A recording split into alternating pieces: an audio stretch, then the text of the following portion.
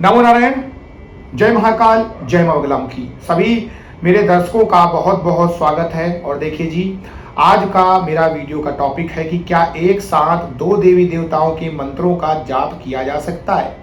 मैंने अपने कई वीडियो में ये बात बोली है कि एक है साधे सब सधे और सब साधे सब जाए।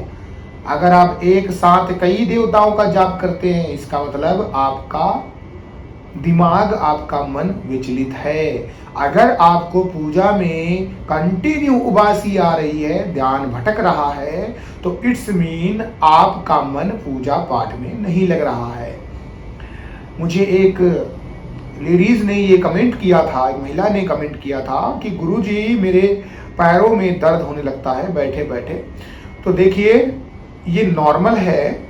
कई लोगों को जिनको अभ्यास नहीं होता है उनको भी प्रॉब्लम होती है शुरू में। सबके साथ हुई है, मेरे साथ भी हुई थी, हर इंसान के साथ होती है, क्योंकि अभ्यास नहीं होता है। दूसरी बात होती है आपके एज के हिसाब से, आपकी फिजिकल जो स्ट्रेंथ होती है उसके हिसाब से भी होता है। धीरे धीरे आप उसमें रम जाते हैं। करत करत अभ्यास ते जड़मति होती सुजान, रसली आवत जात पे सिल पर पड़त निशान। तो वो जो कुएं की जो चट्टान होती है उसमें एक दिन में निशान नहीं पड़ जाते हैं, कई बार उसमें रस्सी जब अंदर जाती है गगरी को लेकर तब उसमें निशान पड़ते हैं। तो उसी तरीके से जब तक आप साधना को कंटिन्यू नहीं करते रहें कई साल, तब जाके आप विजय पाएंगे, तब जाके आपके चक्र बैलेंस होते हैं, तब जाके आपको भूख प्यास ये सब चीजें नहीं लगती हैं। तो जितनी भी निगेटिव चीजें साधना करते समय हो रही हैं, ये कॉमन चीज है, आपका शरीर इसको रिएक्ट करता है। तो ये था एक पॉइंट। दूसरा पॉइंट कि क्या दो देवी देवताओं के मंत्रों का जाप किया जा सकता है। सबसे पहले मैंने एक शॉर्ट वीडियो बनाया था, उसमें मैंने बोला था कि आप अपने घर में 36 कोटि देवी देवताओं की फोटो रख सकते हैं, कोई प्रॉब्लम नहीं है। लेकिन शास्त्र ये भी कहता है कि एक देवता की दो फोटो दो मूर्ति नहीं होनी चाहिए। आप 36 कोटि रखो, कोई प्रॉब्लम नहीं है, ना शास्त्र को प्रॉब्लम है, ना मुझे प्रॉब्लम है, ना किसी को प्रॉब्लम है, ना आपको भी प्रॉब्लम होगी।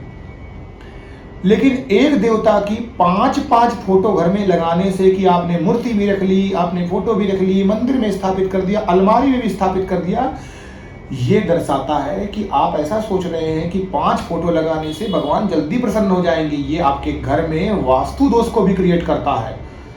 तो ज्योतिष शास्त्र में, हमारे हिंदू धर्म में वास्तु दोष भी है, हमारे हिंदू धर्म में ज्योतिषी भी है, धर्म भी है, ग्रंथ भी है, वेद भी हैं, पुराण भी हैं, सबका अपना अपना महत्व है।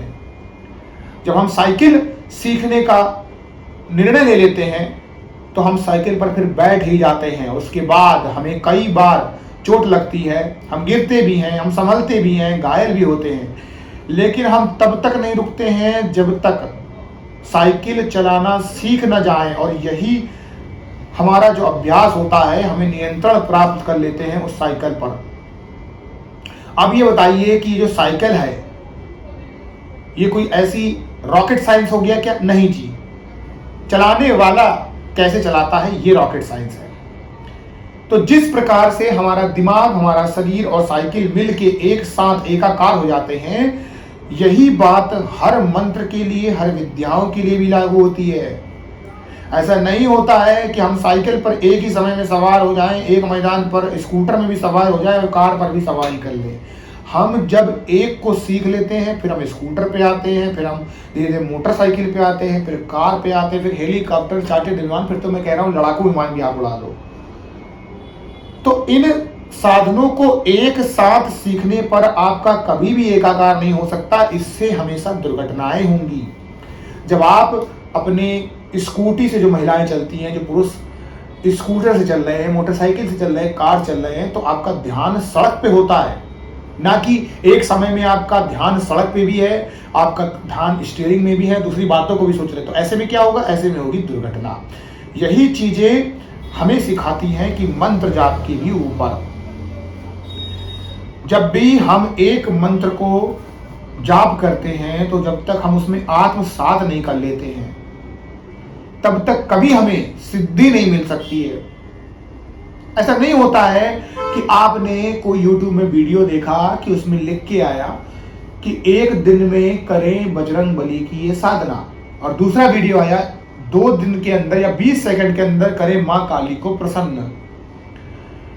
माँ काली प्रसन्न भी होंगी, हनुमान जी भी प्रसन्न हो जाएंगे, और फलाना जो क्रिएटर है, चाहे कोई भी हो, मैं हो, आप है, कोई भी, उसका काम है वीडियो बनाना, वो आपको बता रहा है। लेकिन कल के वीडियो में भी मैंने यही बात बोली थी कि वो जो सिद्ध करने का समय है वो आप या मैं या कोई भी नहीं कर सकता है जब तक आप उस लायक नहीं हो जाएंगे।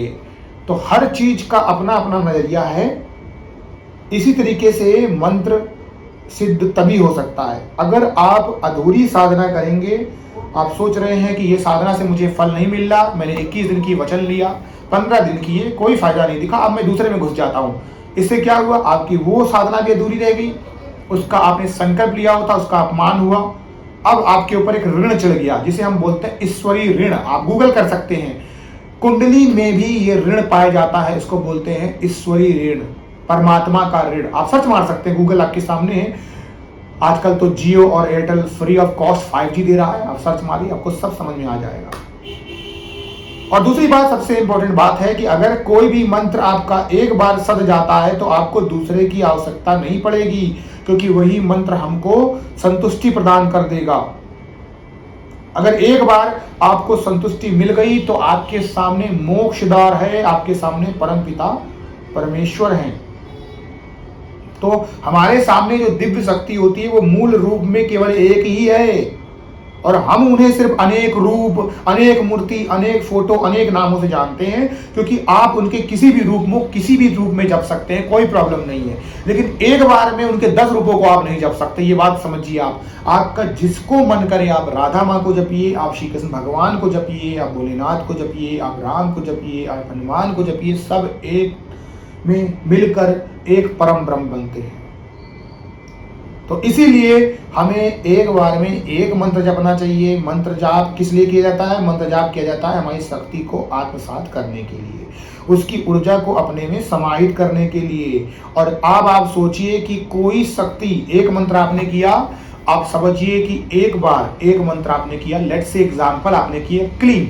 अब इस मंत्र के अंदर कामदेव की सम्मिलित शक्ति है, माँ काली की है, भगवान श्री कृष्ण की है, बहुत पावरफुल है। उसके बाद में आपने क्या करना चालू किया? उसके बाद में आपने चालू किया ह्रीम मंत्र, भुवनेश्वरी का है, माँ दुर्गा का है।